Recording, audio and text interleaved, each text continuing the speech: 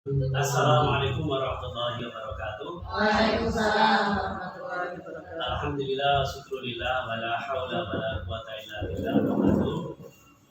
Yang saya hormati Ibu Luluh Ketua SPD MPD sebagai calon guru penggerak yang berasal dari SMA Negeri 1 Paciran, juga calon guru penggerak yang berasal dari SMA Negeri 1 Paciran, dan Bapak Ibu guru serta acara pada pagi hari ini yang berbahagia.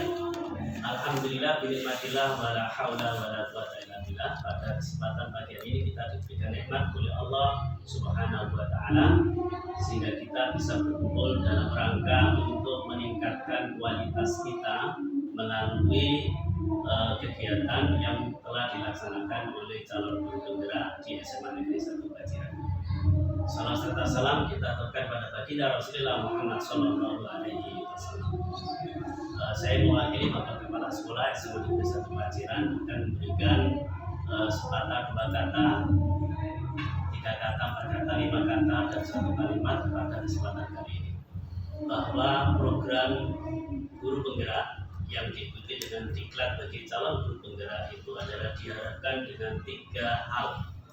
Bagaimana dengan adanya guru penggerak ini maka menjadikan tergerak. Yang kedua menjadikan bergerak dan menggerakkan.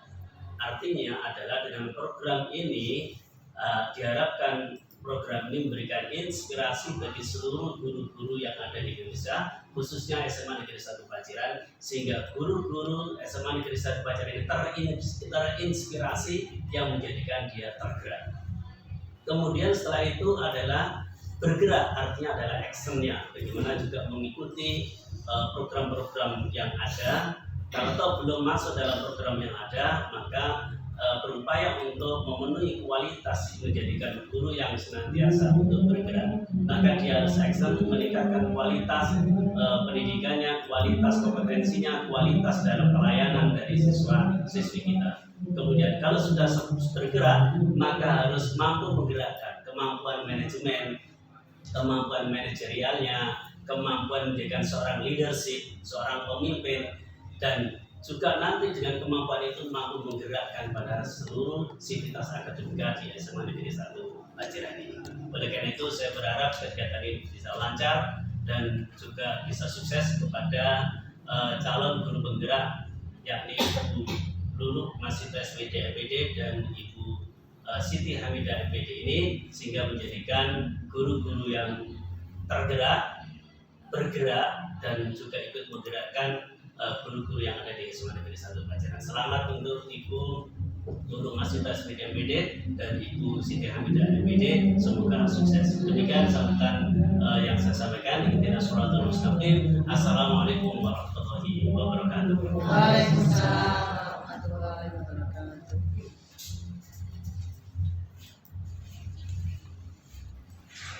Terima kasih saya sampaikan kepada Bapak Fathur Rahman, Pak Tegur MPD, yang telah memberikan bagaimana nanti kita di sini sebagai calon guru penggerak, bahwa kita sebagai calon guru penggerak harus bisa, yang pertama tergerak, yang kedua bergerak, dan yang ketiga kita bisa menggerakkan. Nah, dengan menggerakkan maka ada kegiatan ini dinamakan desiminasi penerapan budaya positif.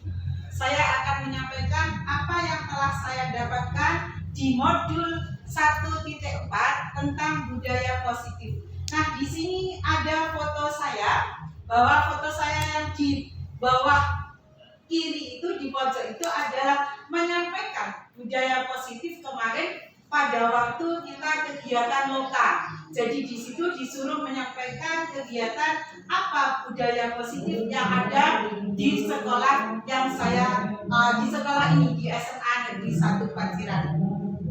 Jadi judulnya adalah desiminasi penerapan budaya positif. Apa itu budaya positif? Budaya positif adalah kebiasaan-kebiasaan baik yang berkembang di lingkungan sekolah kita. Konsep-konsep inti dari budaya positif, yang pertama Yang kedua, ada disiplin positif. Yang ketiga, kebutuhan dasar manusia. Keempat adalah motivasi perilaku manusia. Kelima, posisi kontrol. Dan keenam, keyakinan kelas. Terakhir adalah yang dinamakan dengan segitiga restitusi. Mungkin ibu-ibu dan bapak di sini sudah membuat aksi nyata disiplin positif dan sudah mendapatkan sertifikat. Ya, banyak yang sudah mendapatkan ya. Ya, alhamdulillah. Di sini kita akan perubahan paradigma adalah pembelajaran dengan paradigma baru yang merupakan pembelajaran yang dirancang dengan prinsip pembelajaran berdiferensiasi.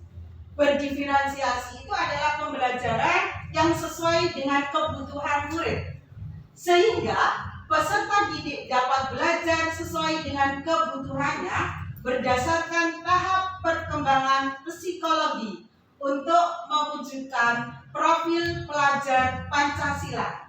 Kita sudah mengenal ada profil pelajar Pancasila. Di situ ada mandiri, sehingga siswa-siswa diusahakan untuk mempunyai sifat mandiri. Yang kedua, berakhlak mulia. Ada 6 ya di situ yang untuk profil pelajar Pancasila. Selanjutnya, disiplin positif merupakan salah satu cara penerapan disiplin yang bertujuan untuk menumbuhkan kesadaran serta memberdayakan murid tanpa penghargaan, imbalan maupun hukuman. Ini nanti akan dibahas pada restitusi. Selanjutnya, disiplin positif adalah sebagai seorang pendidik, kita itu memiliki tujuan yang bisa menciptakan peserta didik yang memiliki disiplin diri yang mengacu pada nilai-nilai kebajikan universal dan motivasi intrinsik untuk mengubah perilaku mereka pada perilaku yang lebih baik. Penerapan budaya positif di sekolah sudah dipublikasikan di tempat yang strategis agar murid dapat mengingat dan menerapkannya. Jadi budaya positif kita lihat pada waktu masuk lorong itu ya, ada foto ini 10 budaya malu siswa SMA Negeri 1 Paciran. Bahwa dalam pembuatan budaya positif, di dalam budaya positif tadi ada keyakinan kelas, sehingga kita itu membuat keyakinan kelas dan kita juga membuat budaya positif. Nah, dalam membuat kalimat dalam budaya positif atau nanti keyakinan kelas itu harus menggunakan kalimat yang positif. Mungkin ada Bu Faiz, guru bahasa Indonesia, bisa saya tanya atau menjelaskan kalimat positif itu yang bagaimana, Bu Faiz? Kalimat positif itu kalimat menurut saya yang memberikan informasi secara positif tanpa adanya penyakaran atau itu. Kalau negatif kan ada tidak. Ya. Itu. Oh ya. Ya, jadi ini punya maksud atau makna atau pernyataan positif. Terima kasih Bu Faiz. Sehingga mungkin kita bisa bukan merubah tapi memperbaiki 10 budaya malu siswa SMA Negeri 1 Paciran. Yang pertama, terlambat masuk sekolah. Itu untuk kalimat positifnya mungkin bisa diganti datang tepat waktu, karena tadi tidak boleh menyampaikan negatif, tidak ya Bu Faiz ya. Dan yang kedua, tidak mengikuti upacara dan senam pagi. Berarti tidaknya harus dibuang, sehingga mengikuti upacara dan senam pagi. Yang ketiga juga ada kalimat tidak. Padahal dalam kalimat positif kita tidak boleh menggunakan kalimat tidak. Maka dirubah bagaimana itu? Masuk sekolah tanpa masuk sekolah tepat waktu. Tidak terlambat. Yang kedua, tidaknya dibuang ya. Jadi masuk sekolah tanpa alasan atau masuk sekolah tepat waktu. Masuk sekolah tepat waktu. Dan yang keempat, sering minta izin tidak masuk sekolah. Berarti kan dia itu budaya malu ya, bisa diganti. Jadi untuk ya selanjutnya tidak mengikuti sholat berjamaah. Tidaknya ditinggalkan Bu ya. Ya, sehingga selalu mengikuti sholat berjamaah. Yang keenam, pulang sebelum waktunya. Dan yang ketujuh, sering meninggalkan kelas tanpa alasan. Dan yang kedelapan, harus mengerjakan tugas kelas, tidaknya dihilangkan. Terus membuang sampah sembarangan. Dan 10, berpakaian sering tidak rapi dan tanpa atribut. Jadi di situ tidak membuang sampah sembarangan. Jadi itu adalah 10 budaya malu. Jadi nanti itu diganti. Maksudnya diusulkan bagaimana kalimat positif yang bisa merubah dari kata yang tadi jangan ada kata tidak. Jadi ini adalah penerapan budaya positif yang sudah ada di sekolah kita. Selanjutnya, kebutuhan dasar manusia, sesuatu yang dilakukan untuk mendapatkan apa yang diinginkan. Semua usaha juga terbaik dilakukan untuk memenuhi kebutuhan dasar kita. Nah, kebutuhan dasar manusia itu yang pertama adalah bertahan hidup. Yang kedua ada cinta, ada kasih sayang, dan ada rasa ingin diterima. Yang ketiga adalah penguasaan. Keempat, kebebasan. Kelima, kesenangan. Selanjutnya, motivasi perilaku manusia. Motivasi ekstrinsik, yaitu kita bisa menghindari hukuman. Terus yang kedua, untuk mendapatkan imbalan atau penghargaan. Yang kedua adalah motivasi intrinsik, untuk menjadi orang yang diinginkan, yang sesuai dengan nilai-nilai yang dipercaya. Perbedaan hukuman, konsekuensi, restitusi. Hukuman itu tidak terencana atau tiba-tiba. Contoh, mungkin ada siswa terlambat, maka di situ langsung dihukum, disuruh push up. Itu kan tiba-tiba ya. Itu namanya hukuman. Berupa hukuman fisik atau psikis. Konsekuensi itu terencana. Artinya mungkin kita kemarin kelas 11 banyak yang tidak mengikuti sholat duha karena alasannya adalah haid. Maka kita tidak usah menghukum, kita panggil, kita tanya, kenapa kamu tidak melaksanakan sholat duha, dan dikasih pengertian.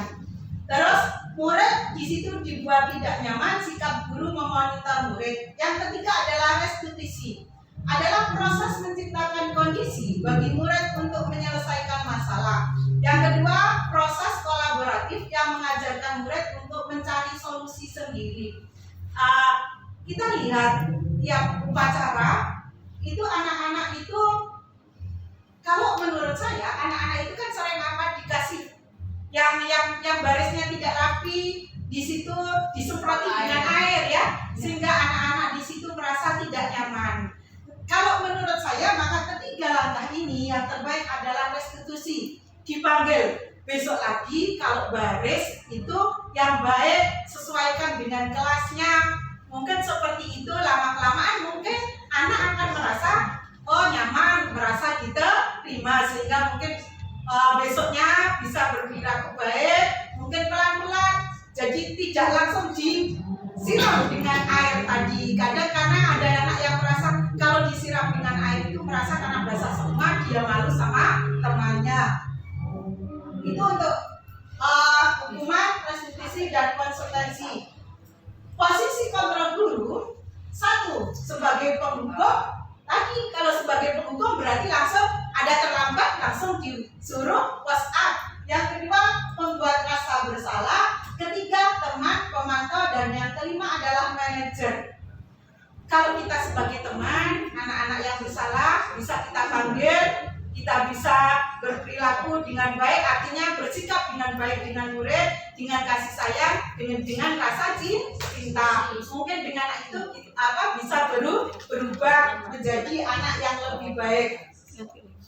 Keyakinan kelas, setiap perilaku yang kita lakukan di dalam kelas dapat menentukan terciptanya lingkungan positif. Perilaku tersebut menjadi kebiasaan yang membentuk budaya positif. Kemarin saya sudah membuat keyakinan kelas dengan siswa tadi bahwa satu, anak-anak kita buat keyakinan kelas dan ini harus dengan sadar dilaksanakan bersama. Keyakinan kelas apa yang kita buat? Maka ada yang mengusulkan tadi, tidak terlambat Bu. Maka anak-anak diubah sekarang menjadi kalimat yang lebih enak, kalimat positif tadi. Datang tepat waktu. Itu untuk keyakinan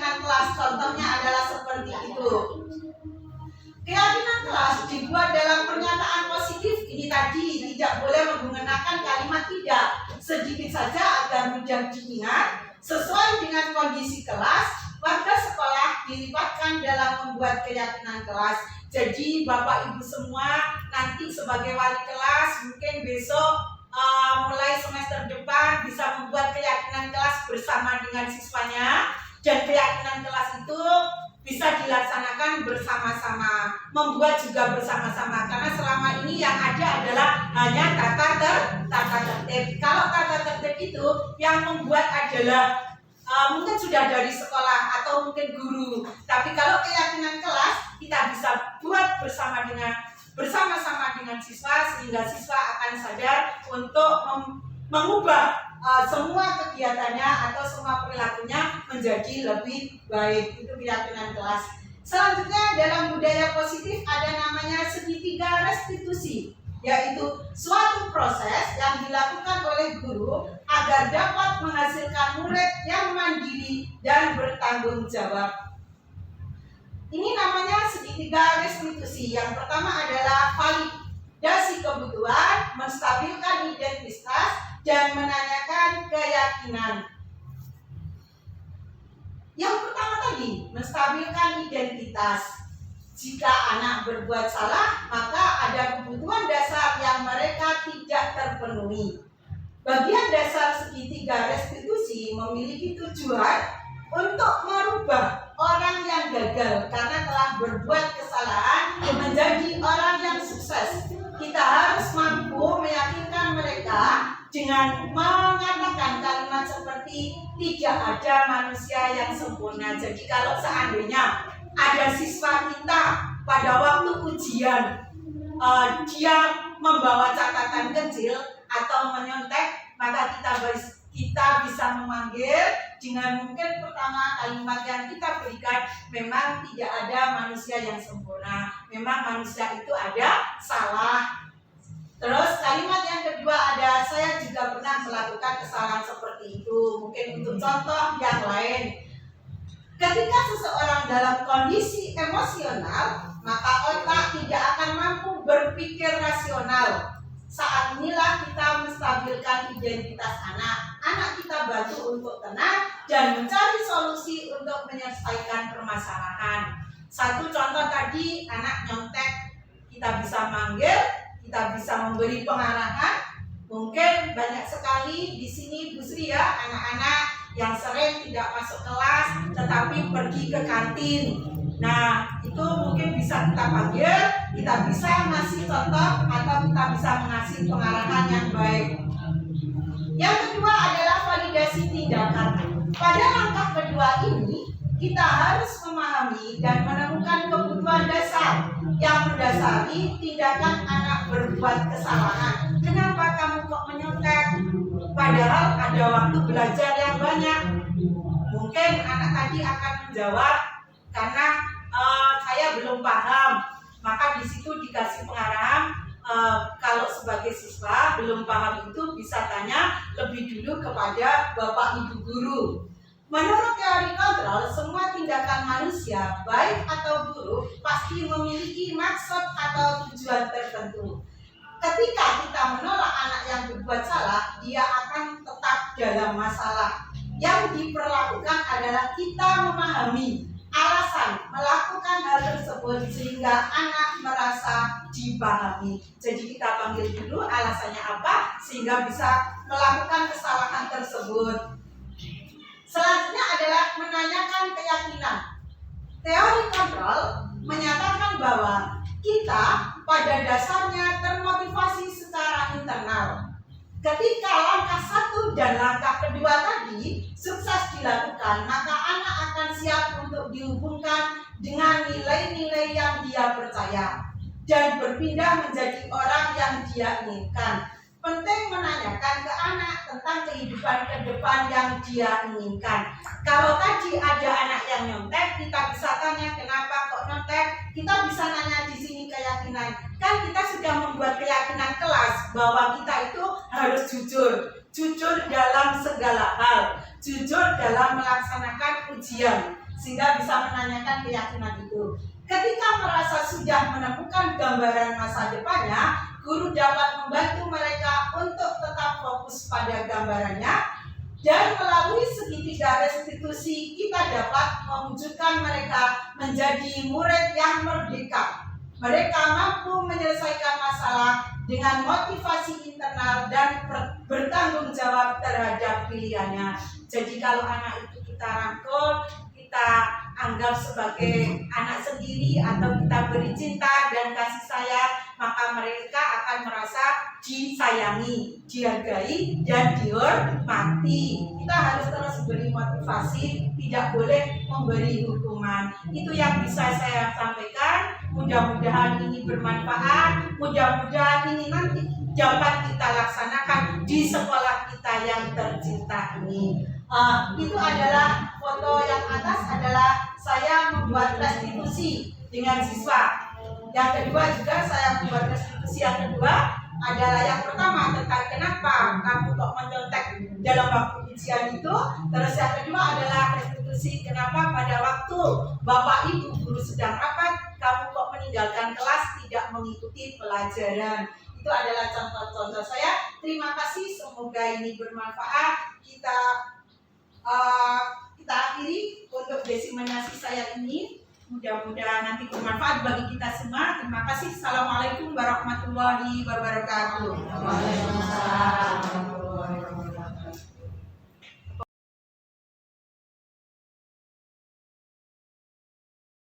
Warahmatullahi wabarakatuh.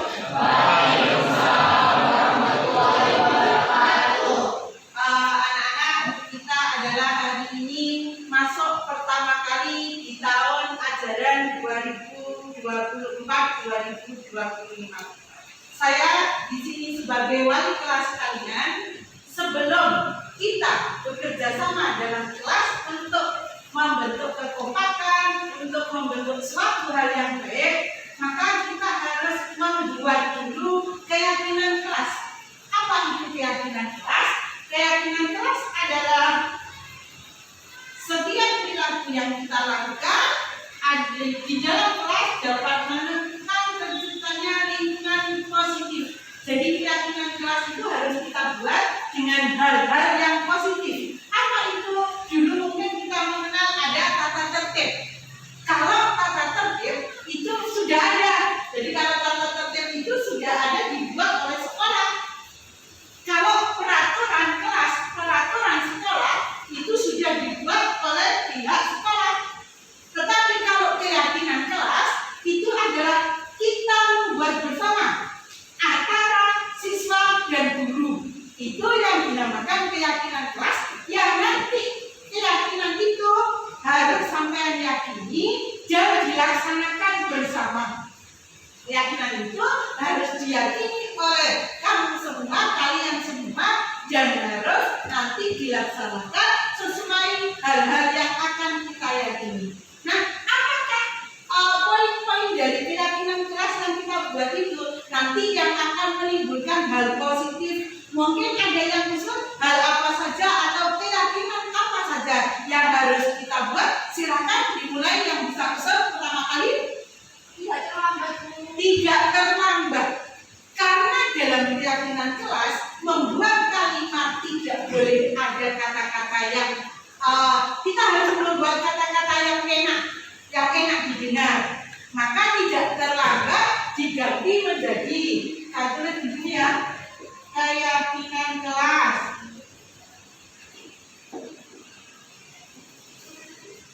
Satu, tadi dia bilang tidak terlambat, maka diganti dengan kata-kata yang lebih baik, yaitu apa? Datang tepat waktu. Datang tepat waktu. Yang kedua, siapa? Ya? Tidak mengotori kelas. Tidak mengotori kelas. Mungkin ada kalimat yang lebih baik, ya? Bagaimana jika diganti dengan bekerja sama menjaga kebersihan kelas? Bekerja sama menjaga kebersihan kelas. Bersama-sama. Yang ketiga? Ya? Tidak ramai. Mungkin ada kalimat yang lebih tepat, ya? Tepat waktu. Tepat waktu dan aktif.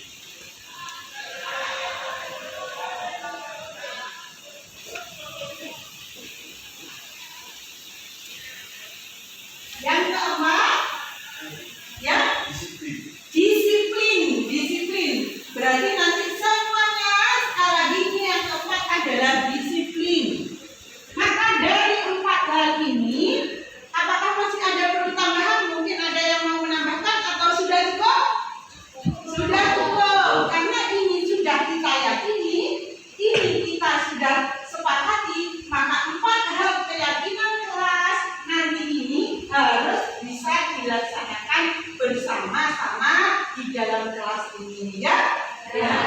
Sekali lagi terima kasih. Ini adalah keyakinan keras yang kita buat untuk kebersamaan, untuk kesuksesan, untuk kekompakan kelas 12F5. Terima kasih. Wassalamualaikum warahmatullahi wabarakatuh.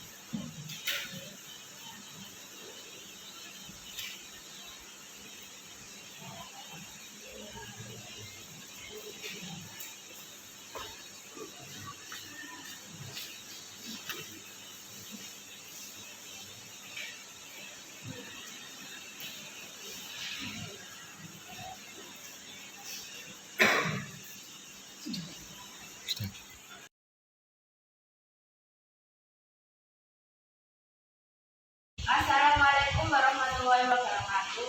Kenalkan, nama saya Nadia Ayu Chandra Pramana dari kelas 12 F5. Saya di sini mau mengucapkan terima kasih kepada guru selaku wali kelas saya yang telah bersama-sama dengan kami selaku siswa-siswi kelas 12 F5 dalam membuat keyakinan kelas di tahun ajaran baru ini. Insya Allah nanti kita akan melaksanakan